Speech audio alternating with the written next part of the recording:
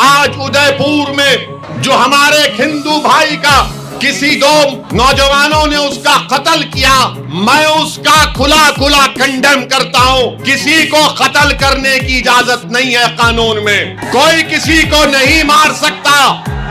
हम कानून को अपने हाथ में नहीं लेंगे। हाँ, यकीनन हम दोबारा मुतालबा करते हैं कि नुपुर शर्मा को भारत के आईपीसी सीआरपीसी के कानून के तहत एक्शन लिया जाए, गिरफ्तार किया जाए, मगर कानून कोई हाथ में नहीं ले सकता। किसी को आप नहीं मार सकते, याद रखो। ये जुर्म है, ये जुल्म है। जिस तरह कोई किसी अखलाक को नहीं मार सकता, उसी तरह उदयपुर के कोई टेलर को नहीं मार सकता।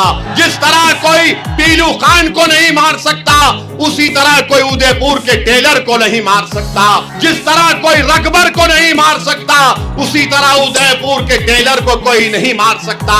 जिस तरह कोई हाफिज जुनैद को नहीं मार सकता, उसी तरह उदयपुर के हमारे हिंदू भाई को नहीं मार सकता।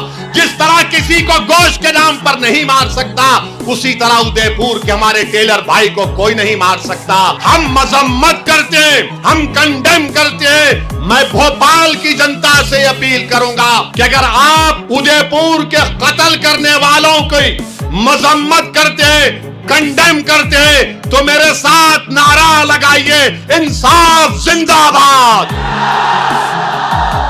कत्ल मुर्दाबाद, भारत का संविधान जिंदाबाद, भारत का संविधान जिंदाबाद। ये हमारा पैगाम होना चाहिए।